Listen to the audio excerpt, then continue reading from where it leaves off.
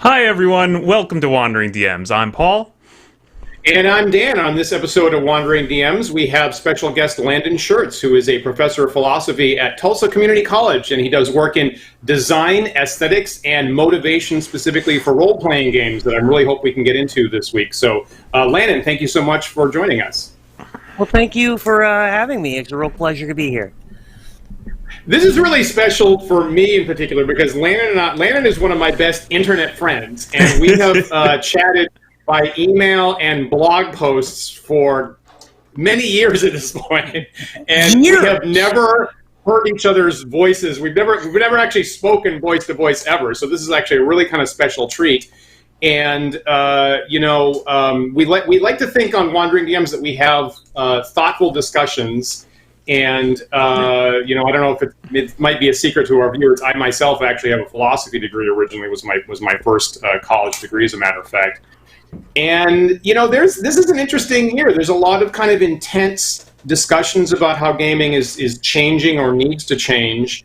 And some of us have been wrestling with these issues this year. And so I was personally hoping that someone who has been spending time thinking about the philosophical issues could help with a consultation today on how to think about moving forward, as a matter of fact. But before we dig into that, let me ask Landon, I usually like to ask our guests, how did you get started in role-playing games? Like, what was the first role-playing game that you got started with personally? Thank you, and it's a real pleasure to see both of you guys and to hear your voice, Dan. I have to echo the sentiment. We've been friends for a long time. It's a wonderful friendship that has existed solely in text. Now, that's no longer true. Because we're like that. We're text-based. Yeah, we're textual people. We're people of the book. Right. No, the first game I ever got was the old Moldvay Basic, the BX from 1981 with the 3-hole punch down the side. And I got it in 1981. My brother gave it to me. My brother's 11 years older. I was 7. He was 18. And he had moved in with us to attend the University of Tennessee at Knoxville. And he was a big fan of Lord of the Rings and all things fantasy. He had picked up this game and hated it. He had no interest in gaming whatsoever. He was a competitive chess player who liked fantasy. He picked this up. He read through it. He didn't get it on any level, and he just gave it to me. He said, maybe you'll like this. That's great. And I read it, and I loved it. I'm not sure I understood it, but I loved it. And I was obsessed with it. I spent all day studying the rules and the mechanics and the monsters and making characters and trying to figure out how this was supposed to work. And then I found other people who had heard of this Dungeons and Dragons thing. And it turns out that there was a game store within walking distance. And that was it. That was off to the races. A lifetime hobby from a gift that my brother did not want. That's great. That echoes a lot of my introduction. Actually, same set. Although really? it was the same set was gifted from my father to my mother under the assumption that she likes this fantasy stuff. He had no idea what he was buying. Handed it to her. She had no idea what to make of it. Stuck it in a closet and forgot about it for years. And then after a little while, at some point, my brother and I dug it out of the closet. And we're like, "What's this?" And just became obsessed with it. That's fabulous. Yeah. We have parallel origin stories, so that's wonderful. Very familiar. That's crazy. So like with me and Paul Landon, we partly because we were the first person to get our hands on the book, we were basically DMs all the time. Were you? Yeah. Were you like more often DMing, or were you playing most of the early time? At the very beginning, I was a player because the kids I found were older than me. Mm-hmm. They were 12, 13, and I found some people that would generously let this little kid sit in on their games. But shortly thereafter, we moved from Knoxville to Nashville, and nobody I knew had ever heard of this stuff, and so I became the perennial dungeon master at that point. So yeah, I was always the one running. Interesting. That's a bit. I mean, I'm way in a.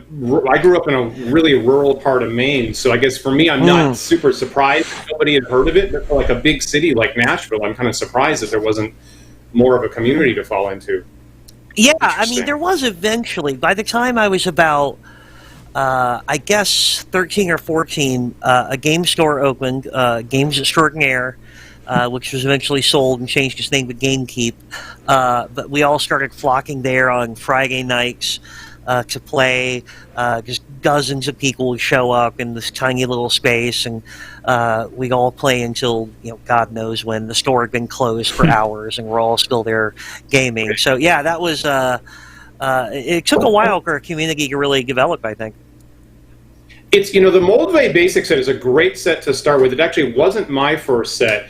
But boy, what a great set to start with. Moldvay is one of my favorite rules editors, and I really feel like kind of the raw material that got dumped out of Gygax, really could have benefited from a strong, opinionated, smart, clever editor. And Moldvay was that guy. Moldvay was he didn't have completely religious attachment to the original text, and he made among the smartest D&D edits that kind of kept the flavor, but really made stuff really efficient. It's among the best rule sets, classic rule sets you can recommend. When they released it on DM's Guild 1 or 2 or 3 years ago, or whatever it was the #1 seller for a long time.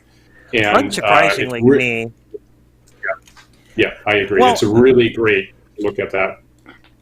I think it's both easy to read and easy to reference, which is my problem with the Mensner set. Because it's easy to read, but it's not easy to reference. Yeah, that's a good point. Totally. I've tried running out of the Mensner set before. Yeah, someone asked that on Twitter a couple days ago, and I said exactly what you just said. Is the programmed entry to the Mensner set is maybe interesting once, but you're really not going to go back to that programmed entry dungeon a second time to get anything out of it. It's kind of a waste of space at that point, unfortunately. Yeah. So that's great way of putting it. But the Moldvay set it's every single page is always useful. I have to say though, the one thing that drove me nuts about it is having it 3-ring bound like that, pre-hole punched, and you have the 2 books, which just seems to beg for some kind of, once you have both books, reintegrating the pages together, and it does not work. Nope, that doesn't. Okay. You cannot do that. Okay, because you actually tried that, right, Paul? You actually did do that. What I actually ended up doing was just back-to-back binding the 2 books together. Okay. So all of the basic, then all the expert. I don't know if I ever actually. I'm sure at some point in my youth I tried to do that, and it doesn't work. Interesting. Cool. I mean, that is fascinating because I had thought about doing that once, but I quickly came to the same conclusion you did, Paul, that there was no way to integrate this stuff. And it reminds me of the old Rollmaster stuff that was 3-ring bound, not the older, I guess it would be the 3rd edition, the Rollmaster standard rules, which had numbered sections in addition to page numbers, and the numbering was consistent through the supplements, and they were all 3-ring bound, and so you could pull them apart, and they were designed to be integrated, so you could just, then this would go in as, in section 4, these rules were section 4 rules, and so, you definitely get the sense that the Moldvay set had that idea, but just didn't quite fully execute on it. It has some problems where, like, the back side of a page is the next section, or, stuff where it just doesn't quite, or within a section, you would maybe want to jump back and forth between the expert and the basic more. Yeah, I agree. Yeah. If you really, if that's what you really, really want, I would say go grab yourself a copy of Labyrinth Lord, because that's basically what they try to do in that. Or you could do it and pay for a copy of InDesign and just put everything in, and there you go. There you go. Make my own book. Right. Yeah, I've done that with PDF copies of the Moldvay Cook stuff. Specifically, surprise, the spells section. I have a PDF copy of all that stuff filed in order Right. Yeah, that's where you really where the rubber hits the road, right? Like spells and monsters. You're like, but I just want all the monsters alphabetically, and no, you're not going to get that. You can't have that. Right. Yeah. So that's how many people started, and I that's not how I started, but that's a set I used to introduce. Actually, probably I ran it for more people. Actually, I got it a couple of years after I started, and actually probably introduced more people with the Moldvay Cook set. So let's fast forward today. Landon, what do you play or work on most recently? Oh, good Lord. I tinker with a little bit of everything. My wife can tell you I'm always tinkering with games. I have a long-running project of 8 years plus to go through all the old school stuff, first edition, basic, Galloway's Fantasy Wargaming, and kind of pull out the stuff that I like and create an old school role-playing game of my own. Right now, I'm running a Marvel game for her based on the Marvel Cinematic Universe, and we've been playing that for I guess the past 2 years, and we're up to the 5-year interstitial between Infinity War and Endgame, which we're playing out completely. So we're doing. Yeah, we're doing all of that, and it's running an unrecognizably modified version of the old TSR Marvel Superheroes rules. So before that, it was being run in Torg. Oh wow! I do all kinds of shit. We have a Tuesday night show. We have a Tuesday night show here on Wandering DMs that up until recently was a solo play show with me, me and Paul swapping off. One would referee, one would play. Now it's our developer show. And about a month or two back, I introduced Paul to the first time to that Marvel face rip system, and ran him through the one Thor module that they made. So he could experience that kind of the full first time in its full form a couple weeks back, actually. So now Paul can talk really intelligently about the Marvel Universe and the Thor mythos and the pros and cons, the face rip system, and things like that. But what a great idea for a campaign! Actually, is I really have liked those movies. And to be honest, I actually I got new internet service, and with that, we have a free Disney Plus subscription. So I actually fell into rewatching Infinity War just I think 2 days ago, as a matter of fact, when I had time for a break. And I maybe I'm a fanboy, but I will confess I really like that movie so much. Scene after scene is just pitch perfect, tone perfect. And yeah, playing through the 5-year interstitial is really, there's 2 times in my life, in my movie watching life, that are really great.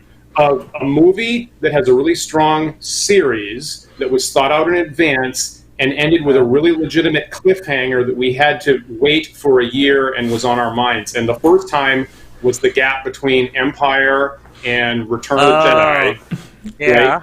And that year between 2018 2019, waiting for the second part of Infinity War, and really having to be that part of my life, and like thinking kind of commonly, like, I will totally have this resolution at some point, and I'm trying to guess what it is, but it's a mystery, and I can't call it. And what a wonderful time to be alive of something, that's rich and enticing, and a piece of art that I'm looking forward to.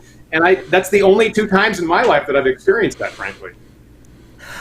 I have to agree that it was sort of, it obsessed me and my wife, and we were absorbed by the narrative, and that 1 year was agonizing, but it improved the final product in a way. So the emotional outlet, the catharsis at the end was all the greater. Therefore, Dan, I have to admit, I came into this episode thinking, all right, well, Dan and Landon are gonna have a lot to say about things that I don't really understand, and that's fine, and I'll lay low and let them go. This is not the topic I thought that was gonna be. Same net effect.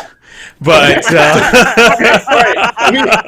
I think that's we should the get off Siegel, of Dan. You've gone off on a tangent rope in, which I respect and I appreciate. I need that on a regular basis.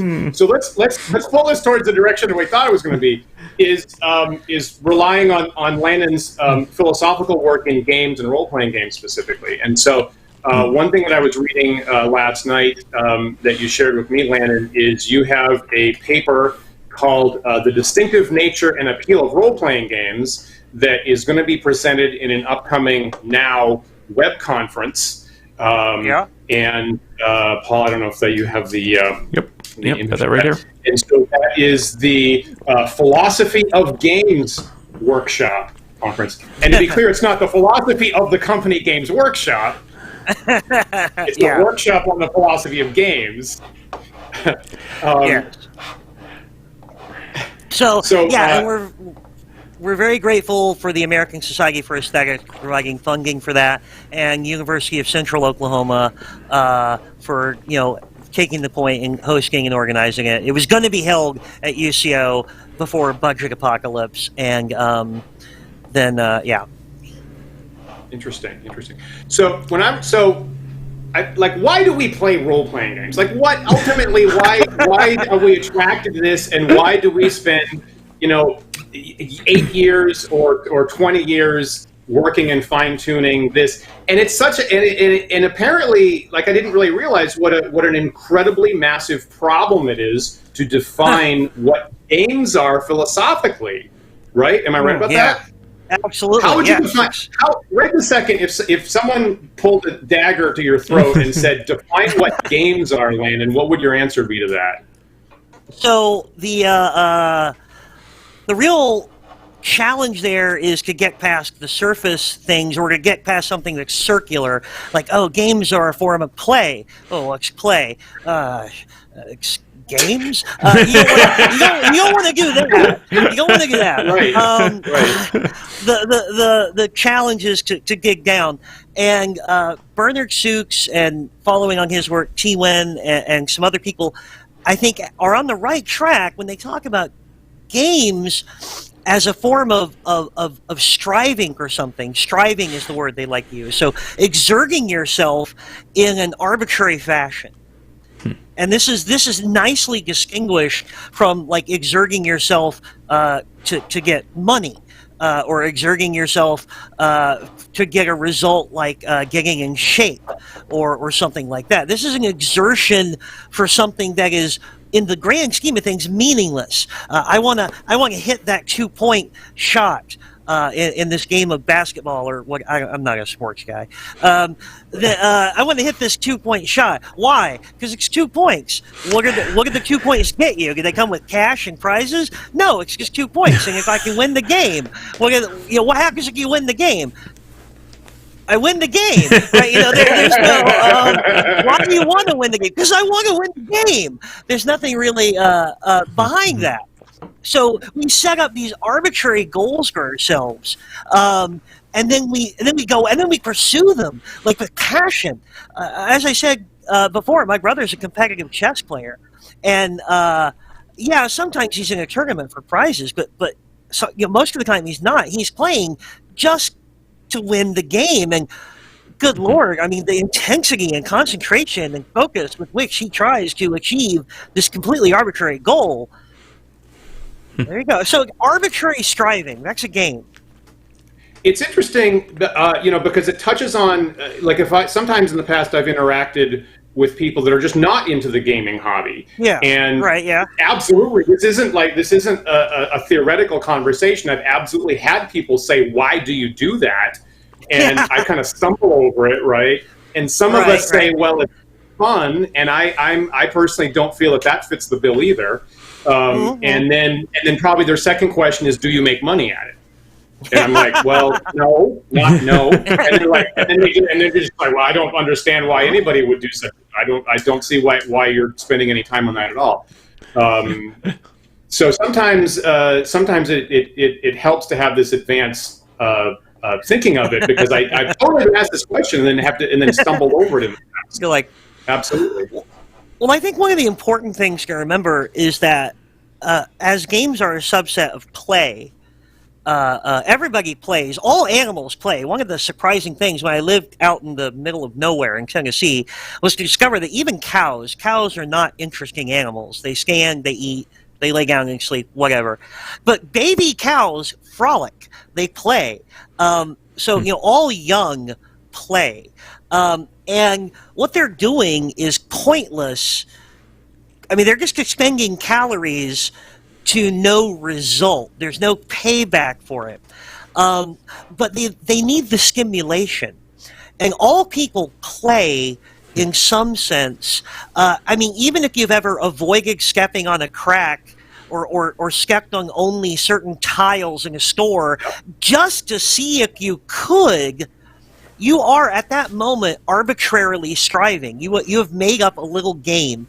You have set yourself a goal that has no payoff, and you're trying to fulfill it for no reason other than the attempt to fulfill it is satisfying to you. And not even necessarily the fulfilling of it, just the attempt to fulfill it is something that occupies your faculties and stimulates you, and there you go. It's so funny you say that, Landon, because that is not explicitly in your paper, but that absolutely was the first thing that popped into my head when you had a couple of examples of possible games and of intentional challenging ourselves with not necessary goals. And that was absolutely the thing that popped into my head, was the avoiding the crack challenge. And I don't know if that's a reflection of me being a little bit on the spectrum or something like that, but that absolutely was like hit me like a brick of like, oh yeah, it's like the avoid the crack challenge. Why do we do that? Because that's play, because we like games. And I mean, I don't know, am I getting ahead of the script if I say, like, if I start going into the agency thing, or do that? Okay. You have right. Agency to talk about agency. You have agency. Yeah. So, I think at the center of my analysis, at the center of T. Weng's analysis of games in general, is the idea that we like exercising our agency. We like making decisions, that there's an aesthetic component to it, that it's not just about, like, okay, I wear a T-shirt because I like the look of it, not because I'm getting paid to or whatever. Although if someone wants to pay me to wear their T-shirt, I will. I am not proud. I will sponsor whatever. I make aesthetic choices in my life. You guys make aesthetic choices in your life. We all do. We organize our environment, at least partially, not just for practical reasons, but for the appeal. But there is also an aesthetic component to making choices in the first place. There can be a satisfaction at selecting something and purchasing it. There can be a satisfaction at feeling like I'm in control and making a choice. And games in general, as T. Weng analyzes it, are examples of setting up opportunities to exercise agency. That we're making choices, and we can make choices that are interesting to us, or choices that are elegant, a choice that achieves the goal of the game in a fashion that is unexpected or that is unusual. We can exercise our agency in all kinds of ways, and that's for games in general. And his theory is that we like that it's stimulating to our agency, that we get to use it, and I think that may be like the crack avoiding game. If you're walking somewhere, there's not a lot going on that's stimulating you. You're engaged in a repetitive motion, and you're heading somewhere, and there's nothing really to do. So what do? You make it more engaging to you as a person, that you, as a choosing and active individual, are now involved in the process of walking because you're avoiding the cracks. And it's completely arbitrary, but it gives you the you that actually acts on the world. It gives that part of you something to do. I like this emphasis a lot, and I'm feeling slightly attacked. Honestly, it's so close to me, and I like, for me, I like I didn't expect this to be a therapy session, so that's so. Now Wittgenstein says philosophy is therapy, so. Wittgenstein. Right? That guy. That guy. I mean, I like games being about something else. Like I do like Sure. I like my superhero movies to be some, talking about some larger theme, and I like Sure. my games to be referencing some larger issue outside of themselves. And Sure. and I've learned or been forced to learn so many things about the real world through my gaming hobby, right? That I would not want to lose that. I would not want. I would really be hurt if games evolve in a direction when they're purely escapism and they're explicitly not about anything outside themselves, and it's not an opportunity to learn or practice things. And for me, as someone who grew up in a moderately restrictive, isolated part of the country, I didn't have a choice about where to go to school. I didn't have choice most of the time about a place to go. There was no place I could walk or bike in distance. And role-playing games were the primary way that I got to practice making choices. And it still kind of haunts me to this, some parts of my life still haunt me to this day that I'd wish I'd had more practice at key parts of my life. But the primary way that I got to practice setting goals and making choices were through games, because for a large part of my life I actually didn't have any other mechanism to do that. Was that coherent, or was that just me babbling a whole lot of Babylonian nonsense? It makes total sense to me, and I think that you touch on a very important element where you talk about how you like your superhero movies to talk about stuff, actual issues, and you like your games to refer to things.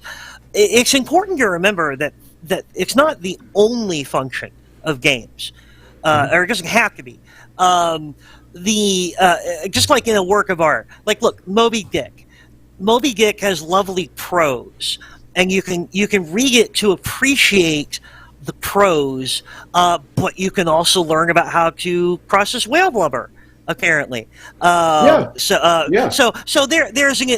an educational element to it in case you're into killing whales, and there's and then there's the purely aesthetic element. And the nice thing about games is that there are a lot of, and role-playing games in particular, there's a lot of different things packed in there. The themes can resonate for you aesthetically. Maybe you're super into fantasy and not very into sci-fi. But the thing that makes it a game is the arbitrary exercise of agency. And that's what would separate it from, like, if I like science fiction themes, I can watch a science fiction movie or I can play a science fiction game. And in one, I'm passively receiving these elements. I'm observing them. And in the other, I'm immersing myself. I'm making choices, and I'm active in this way, and I'm exercising my agency. But I'm also aesthetically appreciating all of the sci-fi, the shiny tech, and the spaceships, and the pew pew, and the whatever. So yeah, it's interesting that there are some art critics have tried to reduce games and video games as a visual art form, right? So it's basically just visual art, they would say, or cinematic fiction, right? Because that's kind of what they know, and therefore that's what they would reduce it for. And so I like your emphasis and Wynn's emphasis that no, it's not just the same past thing. The gaming and role-playing game is a new thing where you get to participate in a really radically different experience form. And I'm glad that you are both highlighting that. Yeah, I think Wynn's great insight was that games are an art form and the medium is agency. Great. So that the medium is agency, and so each choice is like a brushstroke. Each choice is like a note played. And the choices combined and put together form the aesthetic tableau, so to speak. Right. So I read his paper, Games in the Art of Agency, that was published last year, and you just told me before the show started that he has a whole book on that same theme now, right? Yeah, it's a very good book. If our viewers wanted to... Games Agency as Art book? Yes? Great. Yep. Great. We'll put a link to that down in the description as well. We will. available on Amazon currently. Yep, exactly. Yeah. So the I really like his writing. Now, one of the things is initially, I mean, I guess you can tell from the artwork. So you have a little adventure there with one of two paths that they're going to take. And so from the title of his work, I thought it was going to be games in general, and it was actually a lot more specifically about role-playing games than I expected. So in the paper, right out of the box, the very first thing he tells us about is what he calls an avant-garde role-playing game called Sign that I had never heard of. You want to tell us about Sign? Have you ever heard of that, Paul? No. Okay. Tell us what Sign is. Well, okay, so I haven't actually looked at Ty Wynn's paper in a little while. So Okay. my bad. So, and I'm not familiar with this game personally either. Okay. So, but he's talking about, I think, if I recall correctly, in this, he's talking about making choices. What is it? To shape. You're trying to shape a story, right? You're trying to develop. Maybe you should tell us. Okay, I put you on the spot because I'm hot from having just read it. So of course I assume that everybody has the same awareness that I do, right? I assume. I should probably analyze that. But so he's talking about this role-playing game called Sign, in which comes out of the experience of learning of hearing disabled people. In which everybody at the table, the game is played in silence, right? No one ever makes a sound. Everyone is given an assigned backstory and a piece of the backstory that they are trying to communicate to the other people, such as, I would like to run away from home, or I am worried that my cat is scared, or something like that. But the game, in the game, they have to invent. This is presumably people that don't know sign language in the first place. Sure. But they have to invent on the fly a communal sign language in order to communicate their backstory news to everybody else at the table. And from what he's talking about, he describes it as incredibly intense and possibly frustrating and possibly challenging as you're trying to invent a new sign language at the table in real time in order to communicate this information.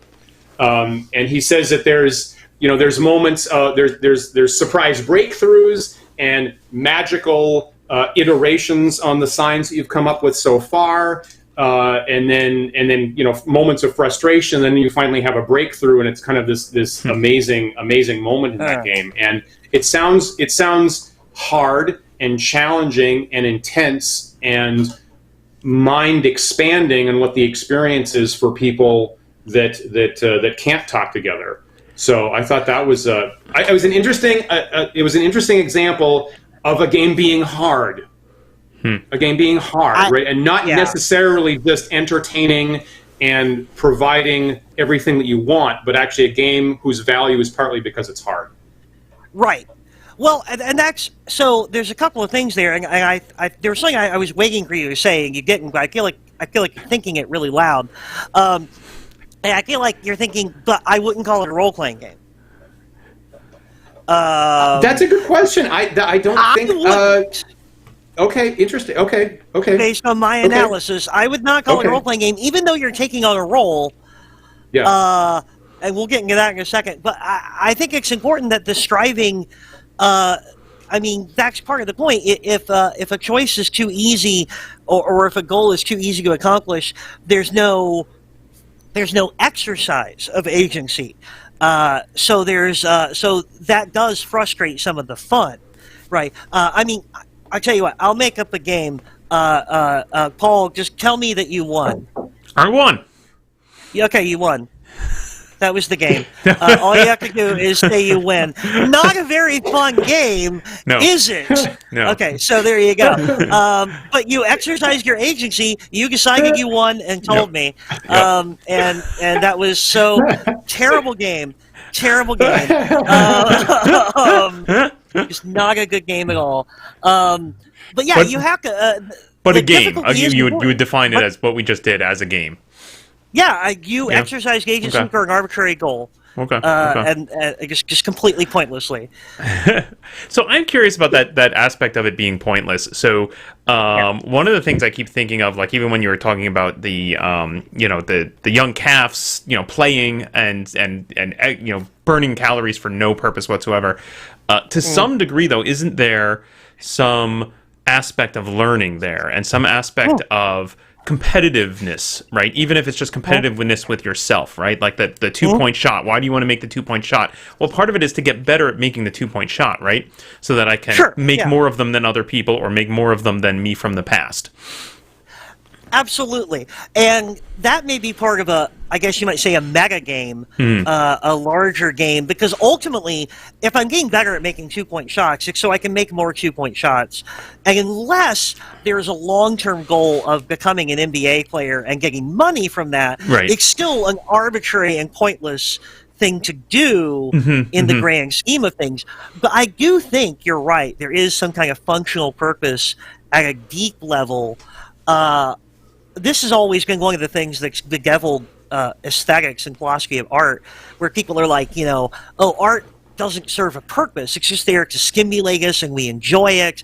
We just enjoy art for itself. And people say, well, yeah, but what if there's an evolutionary purpose to, stimulating those capacities? And it's like, well, okay, yeah, then there's a point to it, but like only in the sense that humans need stimulation. So I'm not sure we could put that in the same level as I'm learning about art so I can pull off a successful heist of the Guggenheim, right? That's not I mean that's on a whole other level. It's on a whole other order of magnitude, I think. But yeah, I have problems with calling this sign thing a role-playing game. Okay. I feel. You are given a role-playing games. You are given a backstory, so I guess that's 1 versus 1. So Paul, I guess you're the tiebreaker. Is Sign a role-playing game, Paul? I would. I feel like I would think of it as a role-playing game. Yeah. Okay. Cool. I feel like I would. But just because of that aspect of there is. The taking on of a role, right? Like literally, right? If it's a pointless exercise and I'm pretending to be someone I'm not, I guess is that all I need? Are those the 2 key ingredients to classify as a role playing game? Or what's missing? I guess, Landon. What do I not have? So this is where I get into my analysis of role playing games specifically, where I take what Tywin is doing and sort of carry the ball forward to the extent that I can. And one of the things that I think makes role-playing games distinctive, and I think a great way to contrast this is to look at like the nearest close cousin of role-playing games, which is the open world video game. Which are supposed to give us the kind like GTA and Skyrim and stuff like that, and they're supposed to give us the kind of the closest thing we can get to a role-playing game experience on a computer, where we've got all these options of things to do, and especially in games like Fallout 4, where you can really go a long way towards setting up your own arbitrary goals. Like, you don't have to follow the plot. My wife gets very bored watching me play Fallout 4 if I'm following the plot. On the other hand, she becomes very engaged in the game if I am building my colonies, my little outposts. Like we had a great deal of fun building a mall. In one of our colonies. We built a little shopping mall, and we were super enthused about that. We spent hours and hours, as many hours as you would normally spend on the main plot line, just getting our Galleria right, with potted plants and a food court, and it was, and this is a completely meaningless goal as far as the game is concerned, but we enjoyed it. So I mean, there's a lot of things that satisfy the definition of a game, but one of my problems as far as calling them role-playing games or why they aren't role-playing games is that there is a strictly defined set of things you can do and ways that you can interact with the world. I can run around. The buildings I can go into are the buildings I can go into, and the ones I can't. And it doesn't matter if it would make sense, right? My character carries a gun that can blow up anything, but I can't shoot down a wooden door that happens to be locked on a 400-year-old house. I can't do that, so I can't get in, and that's just it. I can't use my equipment in unusual ways. I can't say, oh, well, I'm facing this monster and I'm out of ammunition for my main weapon. Well, how about I take some of the food I'm carrying and throw it, lay it down in a trail going away from me so it'll follow the food and I'll go the other direction, right? I can't do that. The game is not programmed to support that. And what I think makes role-playing games unique is that you're not only exercising agency within the framework of a defined set of rules, like with chess, or even with a game where the rules are constantly changing due to decisions you make, like Magic the Gathering. Right? Every time you lay down a card, you can change the rules about how the game operates. Right? Suddenly new things are possible, or certain things that you could do before aren't possible anymore.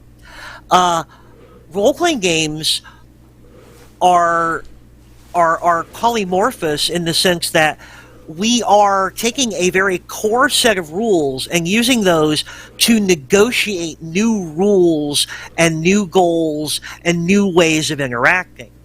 There's no set definition of how the game goes. And not only are my goals arbitrary, but the ways that I can achieve the goals are arbitrary. I was running a Dungeons and Dragons game once, and a knight in our game was about to mount up on his horse and lay the smackdown on somebody with his lance, and the bad guy cast the grease spell, a Dungeons and Dragons spell that makes something very slippery. He cast it on the guy's saddle so that he couldn't get up and keep his horse mount.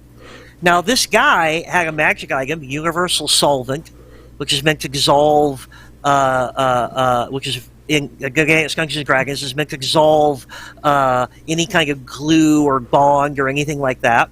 But he said, look, this stuff is a solvent, right? And I said, yeah, it's a solvent. He said, can I use it to degrease the saddle? It's a magical solvent, and there's a magical effect making my saddle slippery. I want to degrease the saddle. And you know what? There is nothing in the rules about that. Yeah.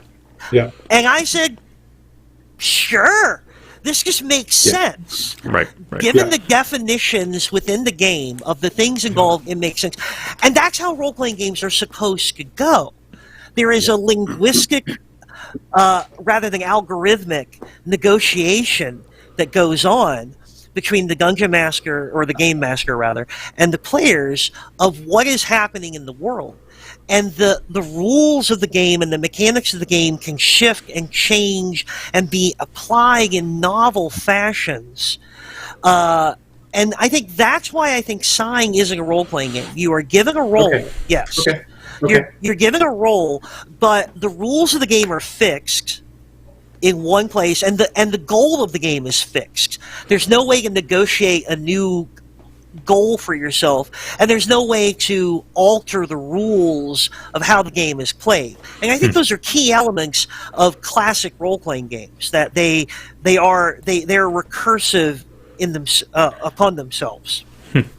So what I'm hearing is you're really emphasizing, you Landon really emphasize the experience I think we all have of pretty much every session of a role-playing game, we need to make up a new mechanic on the fly in the game, right? We're actually inventing new mechanics every game session to cover some situation that we didn't foresee in advance. I don't think we have to. I don't think anybody's going to rush in and enforce it, because I think there's also the element of simply negotiating goals. Like, for instance, in the Moldvay basic book that my brother gave me, one of the things that perplexed me about it was no one could tell me what the game, how do I know when I win? Right. How long does the game go? How many turns is the game? And all of those things are up to the people involved. They are negotiating the nature of the game as they play the game. And that is a game in itself. They're exercising agency to describe the nature of the game. So that is, I think, crucial to a role-playing game, that your part of the playing of the game is the playing of the game and not simply sitting down and setting it up as the rule book indicates and then making all the choices within this little framework of rules until you reach the final space and it's over. You are exercising your agency to determine what kind of game you're playing and how you're going to play it. I think that's crucial to role-playing games. Cool. I think that many of us point back, and I've seen you write it, and I say it a lot, back to the anything can happen principle in a role-playing game. Yes. And it goes all the way back to Wesley with Bronstein and things like that. Now, one thing, as games become, as what gets called a role-playing game, and what gets called D&D gets more diffused, I guess, is what it feels like to me, that anything can happen goes spiraling in directions that I never would have imagined a number of years ago. And so certainly for like storytelling games, I personally grapple with, okay, do the players, like for traditional role-playing games, I'm accustomed to DMs providing a set of options and a setting and describing that setting, and the play is from the character's perspective, how do you interact with those options? But with storytelling games, now you give more and more of a dominion over the world to the rest of the players. And so if we say anything can happen, does that include a player coming in and announcing, I have a flying horse, or I'm a member of a race that no one's ever described or seen before? And certainly, Paul has interacted with some games that some people refer to as GM-less games, but I think Paul likes to reinterpret as everyone's a GM game. GM full games, really, right? So and we played a game of this recently, right, Dan? You and I and we had some guests on, and we played a game called Cheat Your Own Adventure, which really, it's just. Absolutely, anyone can bring anything into that game, and we've played a lot of games like that. So sorry, I'm just illustrating what you're talking about, Dan. What is there a question you're formulating here? My question, actually, while I formulate my question, could you put up Manahan's comment there for the quote from Totten, because I think that's useful to see where that quote originally comes from. The Strategos. Yeah, exactly. And thank you for that, actually. So it comes from Totten and Stratego, which is good to hear. I got close, right? I got far back enough. I got one step away from the origin. I got real close. So Landon, do you think that the increase in storytelling, narrative control tools to the player, like steps in the direction of GM full games, is that enriching role-playing games, or is that making them even more problematic? Well, I think it's enriching it in a sense. So there was a long time ago in the Champion's 4th edition book, Aaron Alston wrote a little back matter material on how to run a game, and he goes into different player styles, different things that different kinds of players want. And Robin Laws explores this in his very excellent Robin's Laws of Game Mastering, where he talks about the way the GM is to know why each player is at the table, and know what their fun button is and how to push it. And make sure you push each fun button at least once during a game session, then you're going to be happy. Everyone's going to leave happy. Now, in a GM full game, like the kind Paul is talking about, it seems like agency has been expanded. The negotiation, it's still the negotiation, but the parameters of the negotiation have changed, right? Who gets negotiated with and how is very different. The interesting thing about that is some people are going to enjoy this kind of exercise of agency and some won't, because many writers have said, I don't like writing, I like having written. Right. I like that. I like having the finished story. I don't like actually writing it. Yeah. And some people are not going to enjoy the process of trying to tell a story with the knowledge of I'm trying to tell a story. They're going to. They might like looking back at what happened in that session and sort of perceiving the narrative that grew out of it. but making choices that are story directed within the moment may be stressful or simply unpleasant for them. They may prefer to immerse themselves in the character and forget about the meta game and the meta narrative and only make choices in that sense. That's one way of enjoying a role-playing game. But another way of enjoying a role-playing game is to approach it from this sort of genre-savvy state of mind where you are conscious that you're making choices that are fulfilling a larger sort of story arc and that you're cooperating with other people to tell a story. This might be very rich and rewarding experience for some people. And the funny thing is, generally speaking, I like the immersive games, the simulationist games, where I'm acting as a character to resolve a problem that that character is facing, and then I like to look back and see what narrative emerges from that. But that having been said, the game I'm running right now that we talked about earlier is very much a game that is a storytelling game. We have a framework. Everything that happened on screen is treated as canonical, and we are trying to recreate the characters' movements in the world between those on-screen moments in a way that is faithful to the on-screen moments. So we are bound into a story structure that we're almost like writing fanfic interactively. And that's a storytelling game that we're doing. Oftentimes we don't even bother to roll out combats. We're just like, this combat needs to go this way. So we do this. Fascinating. And it's not at all the kind of game that I would normally say I enjoy, but it's very enjoyable. And I think they're just very different kinds of experiences. But I do think they're both role-playing games because of the free-form element, the open-ended element, where everybody's in a state of flux and negotiation with what the goals are and how they will be achieved. And there may be no definite endpoint, or that endpoint may change during the game. And that's what makes a role-playing game distinct from a board game or a video game or some other kind of game.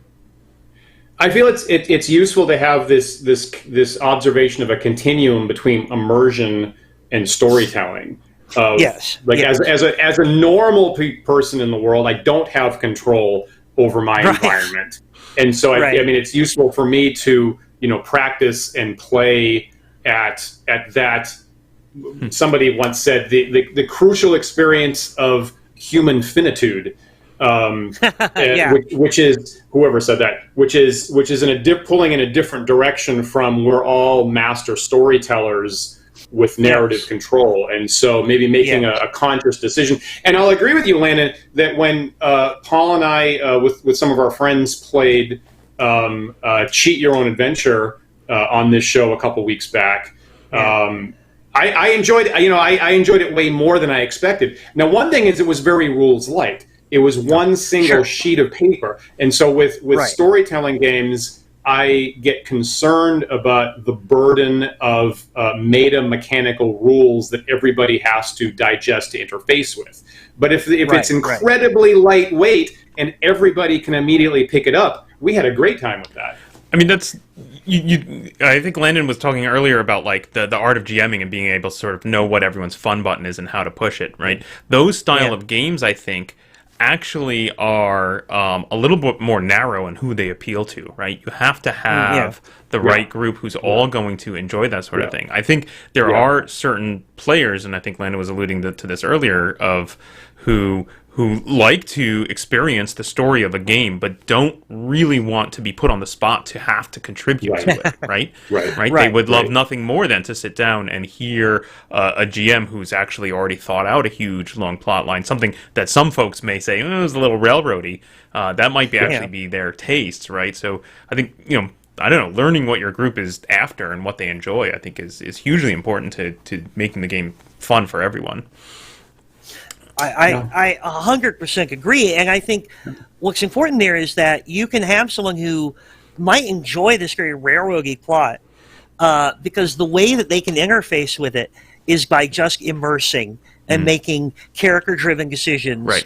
and still yet know that when they come out on the other end, they have been a part of the story. So they can enjoy the story retrospectively without having to create the story themselves, except from a conscious storytelling perspective. And I think it bears noting that one of the main reasons that me and my wife are able to enjoy this MCU game so much is that she is steeped in storytelling and film tropes, and she knows all of the narrative structures and all of the tropes and things like that. So she can approach the game while constantly in this sense of the literary narrative mindset of how is this going to work. And if you're not that kind of person, if you're not into that, that you just may find that kind of thing stressful, because you're like, I don't know, is this going to work? Is this going to do anything for me? Yeah, and I don't want to hijack anything, but I do want to use this as a jumping off point to talk about something else. As you go from the continuum of narrative through to immersion, you can push in the even further off the scale, and this is where I think a lot of role-playing games start to fall down. The combat system in most games is less role-play because it becomes more of a tactical board game in a lot of modern games, right? Dungeons & Dragons 4th Edition was especially particular about this. It's very much a tactical simulation game, right. And there's almost no flexibility for negotiating the rules and how they will be applied. It's very, very rigid. And that's usually the most rigid part of each game. And in earlier games, the combat system is very loose, and there's still a lot of improvisation that has to happen, and still a lot of linguistic negotiation. And I think that's at the heart of what's interesting about role-playing games is that the way you play it is through language. Is that you interact linguistically with the world. The GM describes something to you, you process it, you formulate responses, you negotiate, and then the storytelling games that Paul was talking about happen at a level up of abstraction, at a meta-linguistic, where you're thinking about storytelling tropes and how language is deployed, and then the combat systems for a lot of games, or games where the quote-unquote there's a rule for everything, happen at a level down, where all the usual things that would happen in negotiation with a game master have been compressed into mechanics that are no longer negotiated. And I think that's where a lot of modern role-playing games are falling down. I mean, notice the move from 4th to 5th where they open things back up into the linguistic realm. The 4th edition had narrowed so to the point where there was literally everything was applied algorithmically to the point that they could put out box set board games that were essentially D&D 4th edition that did not require a game master because there was literally nothing left to negotiate. The whole game could be run out of the box, and it's not really a role-playing game at that point. It's a board game with a referee. About 10 years ago, when they were making those board games, like I thought that in the future that's just what the D&D brand would be. Would just be board games with D&D slapped on it. And fifth edition surprised me by bringing it back a couple of steps back in the other direction, in a way that I wasn't expecting. You know, the interesting thing for me is finding the balance of those two elements, right? That I feel like a really good game can draw both of those into it and play them off each other in this sort of, chocolate and peanut butter kind of mixture. And that it's really hard to find the sweet spot, right? If you go too far in one direction or the other, you may start to alienate some portion of your players to the point where they're no longer enjoying it. I saw someone, and like we've had at least a couple episodes of this show talking about miniatures. Do we use miniatures in our games? Yes, no, sometimes. What percent of the time? And we have evolved, and we go back and forth all the time with that tension. I saw someone on social media the other day, someone much younger than myself, who literally could not believe that anyone played D&D without miniatures, and certainly. I played, 70s, 80s, 90s, and I never had access to miniatures. It wasn't in my budget, among other things. And this person was stunned that Gygax said when we shifted from war games to D&D, we just never used miniatures again, and they literally couldn't imagine how that's physically possible. And they were like, "What? The DM just remembers where everything is and describes it? That's not possible, is it?" And I feel like that's an aspect of emphasizing the miniature play and market more in recent years, at least with D&D. Yeah. Well, I mean, I think the thing about the miniature game creates a sort of tactical war game, in the within the scope of the role-playing game, and it's less linguistic and more algorithmic in how that part of the game is resolved. Whereas you can, if you have no miniatures, if you're doing theater of the mind, there's more linguistic negotiation that goes on about how the combat. It's much more improvised, but it's not.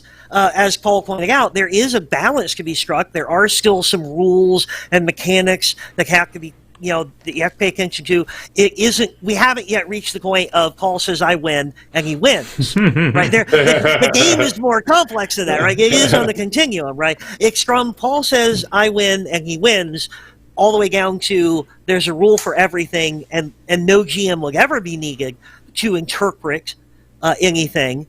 And that's a game that you could make into a computer game. And at that point, you're off of role-playing games again. Right. Somewhere in the middle, the linguistic element is crucial because it requires a human. And I think that's it's a language-based medium that makes the role-playing game the role-playing game. I like that. Yeah. And as people of the book, it certainly I'm both genetically disposed to that, and I've also evolved more in that direction over time, I think. I actually have a game that I would like to run for a convention, and last night I went to bed grappling with exactly this issue about where I dial that in, and I still don't know where it is. And this is really good food for thought for me, trying to solve that dilemma that I'm having right now. So I see that. So I could talk with Landon for another hour. We might have to. Would you come again for another episode sometime, Landon? I would love to come again sometime. Yeah, that would be great. We can talk about all kinds of stuff. Great. We could talk about Peter Suver's Gnomic. If you're not familiar with that game. That sounds very interesting to me. That actually is the next thing that I want to dig into, because I didn't have time to dig into that, and it sounds very interesting. Yeah. Very cool. Great. I will take a moment here really quick, if you guys don't mind, to plug a new publication that I just put out on Drive-Thru RPG called Mirror Mirror, because it speaks to this a little bit. In as much as I set out to publish a game my last game that I had published, Ari Salvatore Presents the Vile Crypt of the Reawakened Sisterhood. This very traditional dungeon crawl, a lot of combat, a lot of exploration. Not really any chance to interact socially with other creatures. In Mirror Mirror, it's almost the complete opposite. It's all complex NPCs with intricate relationships for you to navigate, etc. And the funny thing is, one of the things I had trouble with was figuring out what kind of words to put in the text about what challenge level it was for. Like, what level players is this for? Right. So there are some sections where there's maps and keyed entries, and there are monsters here, and there are specific monsters, and that was the only guidance I had. And in the very beginning, I put a block that said, or if your preference is for more social and just go full on into that, there is no encounter in here that can't be talked out of. So you could run this for any level if the tastes of your party are such that they're just going to, invent story the whole time. They're going to talk and interact and never draw a sword. Possible. I've not actually seen anyone play it that way, but it could be played that way. That's fabulous. I've seen people claim that you can treat the Tomb of Horrors that way. I can see it. Spoiler for a 40-year-old adventure. There's only one combat encounter in Tomb of Horrors, and there's no wandering monsters either. And so I've heard it claimed that you could theoretically take a first level party through Tomb of Horrors, and if they play smart, possibly be successful. Or you could take That a would 20th be- level party and have them ground up to bits if they're not smart. I've seen high level Yeah, parties yeah, ground yeah. dicks in that one. So yeah. All right. As Dan mentioned, Good we're example. definitely running out of time here. So does anybody have any other final thoughts they wanted to contribute before we say so long? I just hope we Thank can you have for Landon having back me. some other time. Yeah. Great. I would love to. Excellent. Awesome. Thank you. Well, for thank you that. so much. If any of our viewers have any thoughts, if this has provoked any strong controversies, I noticed a lot of discussion in the chat there about is Monopoly an RPG? Very, very interesting question. I think personally it fails on both our definition Yes. and Landon's definition in terms of the openness of it versus the character acting aspect. But we could talk about that for ages. Or if you have other thoughts that have come up as a course of this that you would love to hear us talk to Landon about, leave us a note in the comments, and maybe that'll be in a future episode. Definitely. Or comments about thoughts that you have on these same issues, or narrative versus immersion. We'll keep the conversation going in the comments on YouTube after this, as a matter of fact. Absolutely. On that point, remember, maybe if you're new to the show, you can follow and subscribe to us on a number of different sites: YouTube, Twitch, where we simulcast. We're on Twitter, we're on Facebook, and we are under the handle Wandering DMs, all one word, on all of those sites. You can also listen to our shows in audio-only podcast format, if that's your preference. That can be found on our site at wanderingdms.com, as well as various podcast carriers such as Google Podcast and iTunes and Spotify. If you are listening to this show on one of those carriers, please take a moment to rate and review us there. That really helps us reach a wider audience, and we appreciate it. Couple things you can look for in the next week. Look in the description when we compile that on YouTube. We'll have a link to the book that Landon and I have been referencing, T-Win's Agency as Art, right there. We'll have a link to that if you want to see more of what informs the field of games and aesthetics that Landon works in. Look for other works of Landon Schurtz online. And things that he's publishing in the near future, hopefully. I found them extremely useful. We have the Tuesday Dev Developer Diary show about our recent marathon week that we've had filming The Big Bad recently, coming up Tuesday night at 8. Big thanks to our patrons who support the show. We could not possibly do what we do here without patrons on supporting the show. If you'd like to join them, please go to patreon.com/wanderingdms. We actually have a number of new benefits to our patrons, actually. We're just rolling out this week. One of them is we just introduced a new private Discord server. And so if you join our Patreon, you'll have access to our private Discord server where we kind of do some behind-the-scenes communication and prep work on our shows. We'll have a number of other announcements actually on Tuesday about other things that we are adding to our Patreon levels that we have done a lot of work for and really excited by. So tune in Tuesday at 8 for other new announcements. I think Paul will be back with 10 Dead Rats on Thursday. Is that right, Paul? Yes, indeed.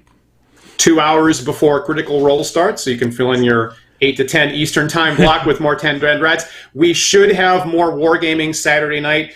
Paul and I both had to cancel both of those things this past week because we were just burnt out shooting The Big Bad. So I think we ought to be back this week. Yeah. We're looking forward to that very much. And of course, we are live every Sunday at 1 p.m. Eastern time for more thoughtful discussions like we just had with Landon. Landon, thank you so much for joining us.